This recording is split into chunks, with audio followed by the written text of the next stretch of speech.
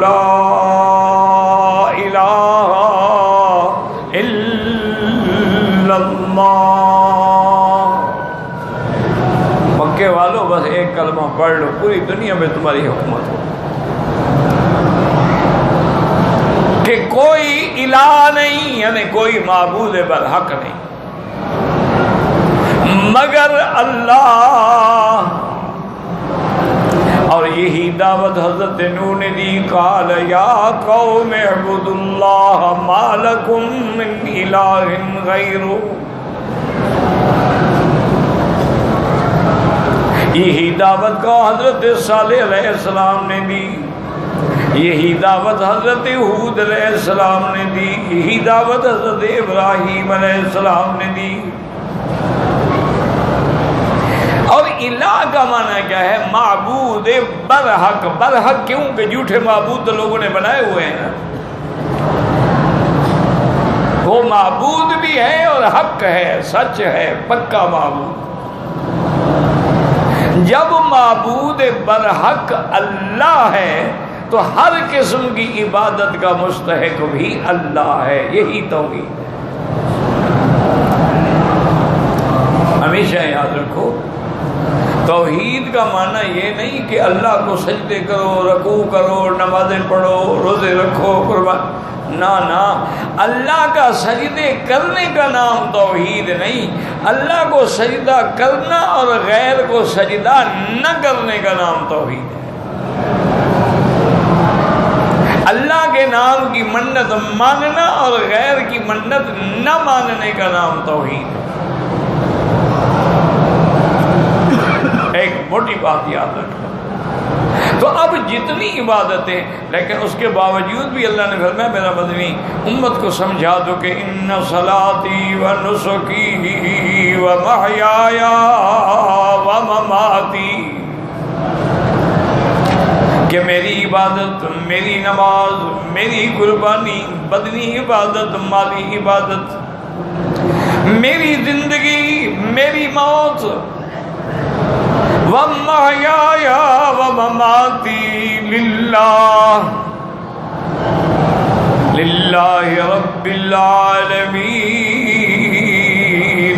صرف اتنا کافی نہیں، حالانکہ للہ کا لفظ ہی کافی تھا، لیکن کہا نہیں، آگے امت کو سمجھاؤ اللہ کی نماز بھی پڑھتے رہیں اور قبروں پہ سجدے بھی کرتے رہیں، مکے میں آ کے بکریاں بھی ذبح کریں اور قبروں پہ جا کے بھی بکریاں ذبح کریں، کعبے کا بھی طواف کریں، قبروں کا بھی طواف کریں، کعبے کو بھی غسل دیں، قبروں کو بھی غسل دیں، کعبے پہ بھی غلاف چڑھائیں، قبروں پہ بھی غلاف چڑھائیں، نہ کہہ دو لا شریک لہ، کوئی اس کا شریک نہیں ہے، نہ ذات میں، نہ صفات میں، نہ افعال میں۔ اور فرمایا یہ نہیں کہ تم کو میں یہ کہہ رہا ہوں وَبِذَالِكَ أُمِرْتُ، مجھے بھی یہی حکم دیا گیا ہے، وَأَنَا أَوَّلُ الْمُسْلِمِينَ، اور ان چیزوں پر سب سے پہلے اسلام لانے والا بھی میں ہوں۔ اس کو کہتے ہیں اخلاص العبادہ، کہ خالص اللہ کے لیے عبادت۔ فَاعْبُدُوا اللَّهَ مُخْلِصِينَ لَهُ الدِّينَ، اسی کی عبادت کرو اور خالص اسی کے لیے۔ یہ تھا اخلاص عبادت۔ اب جو اس کے بعد اللہ تبارک و تعالیٰ نے ان آیات میں جو اب ہم پڑھ رہے ہیں، اس میں اللہ تبارک و تعالیٰ نے فرمایا ہے کہ ہر چیز پہ توکل جو ہے وہ صرف اللہ کے لیے ہوگا۔ عبادت جیسے خالص اسی کے لیے ہے تو مدد بھی اسی سے مانگنی ہے، اور یہی ہے جو ہم روز نماز میں پڑھ رہے ہیں، ایاک نعبد و ایاک نستعین، تیری ہی عبادت کرتے ہیں اور تجھ ہی سے مدد مانگتے ہیں۔ وہ ہمارے ایک بزرگ تھے، بہت بڑے عالم تھے، اللہ ان کی قبروں پہ رحمتیں فرمائے۔ وہ کہتے تھے مکی صاحب بس یہی ہی اور بھی کا مسئلہ ہے، یہ سمجھ آ جائے تو مسئلہ حل ہو جائے۔ کیا معنی؟ تیری ہی عبادت کرتے ہیں، یہ نہیں کہ تیری بھی عبادت کرتے ہیں اور غیروں کی بھی کرتے ہیں۔ جیسے بیوی کہے تیری بھی ہوں، کبھی کبھی انجوائے بھی کر لیتی، نہیں تیری ہی ہوں۔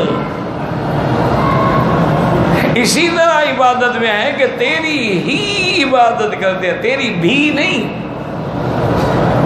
ہم اسی چکر میں ہیں کہ تیری بھی عبادت کرتے ہیں اور غیروں کی بھی کرتے ہیں، تجھ کو بھی پکارتے ہیں یا رب البیت لبیک اللہم لبیک، اور یا معین الدین اجمیری، یا غوث العظم، یا پیران پیر، یا شیخ عبد القادر جیلانی، تو اس کو بھی پکارتے، تیری بھی عبادت کرتے ہیں، ان کی بھی عبادت کرتے۔ اللہ نے فرمایا تم بیوی میں کسی کو شریک نہیں بناتے ہو، میں خدائی میں شریک بنا لوں، عقل کرو۔ تم اپنی زمین میں کسی کو شریک نہیں بناتے ہو، میں ملک میں شریک بنا لوں۔ یہ میرا گھر ہے، میری بیوی ہے، میرا بچہ ہے، حالانکہ کوئی گارنٹی بھی نہیں ہوتی۔ کیا گارنٹی ہے کہ میرا بچہ ہے؟ یہی ہے نا، اب تو خیر ڈی این اے ٹیسٹ وغیرہ ہوتے ہیں، لیکن وہ بھی سنا ہے کہ غلط ثابت ہو گئے، وہ بھی غلط ہو سکتے ہیں۔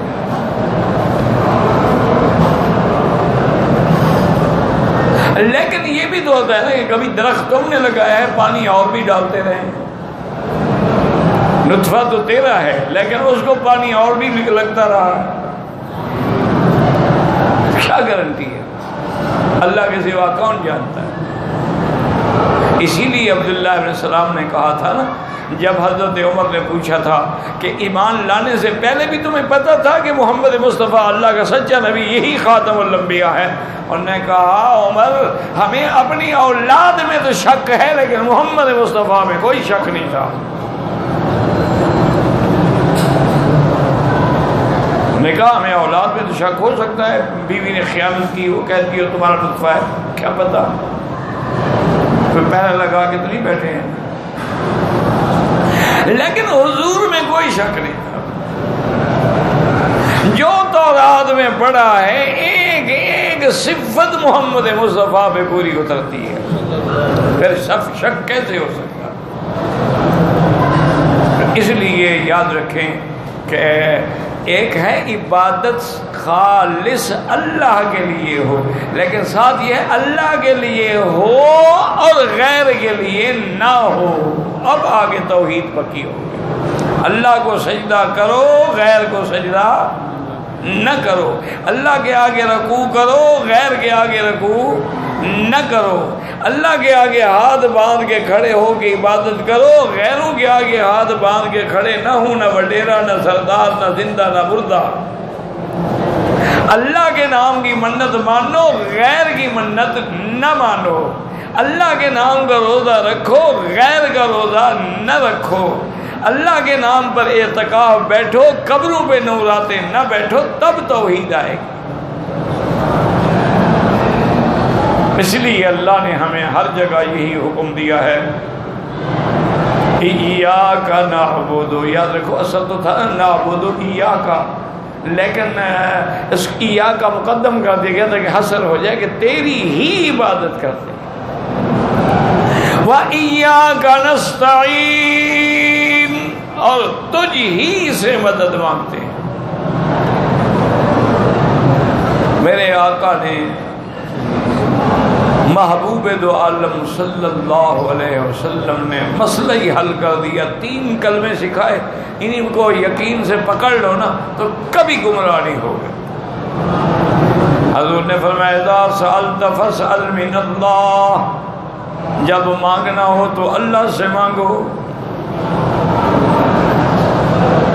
حتیٰ کہ پتہ ہے بعض صحابہ اتنا تھے کہ گھوڑے پہ بیٹھے نا تو ہاتھ سے وہ چھڑی گر گئی تو وہ کسی کو نہیں کہ یار یہ بیت تو اٹھا دیں، نہیں، خود اتر کے اٹھا دیں کہ اللہ کے نبی سے وعدہ کیا ہے کہ جب جو مانگ رہے ہیں اللہ سے مانگو، اور سے مانگ رہے، وہ اس سے بندوں سے یہ بھی نہیں مانگتے۔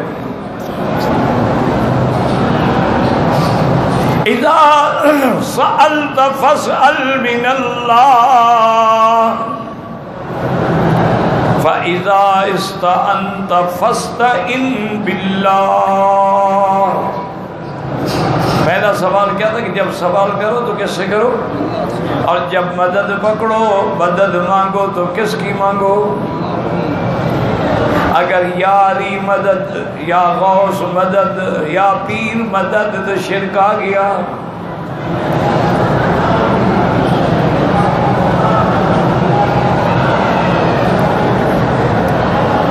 شیعہ کا تو عقیدہ بھی یہیں سے شروع ہوتا ہے، والسلام علیکم نہیں کہیں گے کہ یا علی مدد، دوسرا کہے گا مولا علی مدد. پہلے مشرک ہو گئے. بس آگے کیا بڑھیں گے؟ فرمایا اذا استعنت فاستعن باللہ. جب مدد پکڑو تو اللہ سے مدد پکڑو. اور تیسرا سبق کیا ہے؟ وَإِذَا تَوَكَّلْتَ فَتَوَكَّلْ عَلَى اللَّهِ. اور جب بھروسہ کرو تو صرف اللہ پہ بھروسہ کرو. دیکھو نا جی، ہم کسی پیر پہ بھروسہ کریں، جب وہ مر جائے پھر کیا کریں؟ وہ تو پیر صاحب خود مر گئے، اب ہم کس پہ بھروسہ کریں؟ اچھا، جب وہ پیر پیدا نہیں ہوا تھا تو پہلے لوگ کس پہ بھروسہ کرتے تھے؟ اور پیر ڈھونڈ دیتے.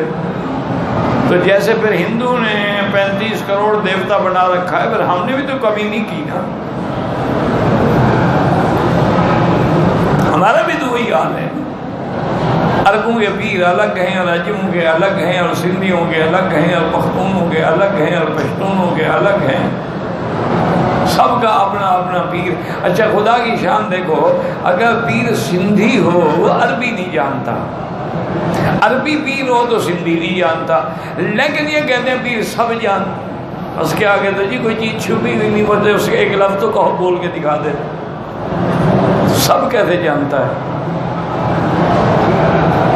تو بس 3 چیزیں یاد رکھو. اذا سألت فاسأل من اللہ، مانگو اللہ سے. وَإِذَا اسْتَعَنْتَ فَاسْتَعِنْ بِاللَّهِ، مدد پکڑی ہو تو اللہ سے. وَإِذَا تَوَكَّلْتَ فَتَوَكَّلْ عَلَى اللَّهِ، اور توکل کرنا ہو تو اللہ پہ کرو. کیوں؟ وَتَوَكَّلْ عَلَى الْحَيِّ الَّذِي لَا يَمُوتُ، اس زندہ پہ توکل کرو جس میں کبھی موت نہیں آئے گی. اسی لیے حسبنا اللہ ونعم الوکیل. اسی لیے حضور صلی اللہ علیہ وسلم علیک توکلت والیک انب، تیری ذات پہ بھروسہ ہے اور تیری طرف ہی لوٹنا ہے. تو ایک ہے اخلاص سے عبادت، کہ عبادت خالص اللہ، اور ایک کیا ہے کہ اس کے سوا کسی اور کے لیے نہ ہو. بس یہ بات یاد رکھ لیں. آج کے سبق میں ہم یہی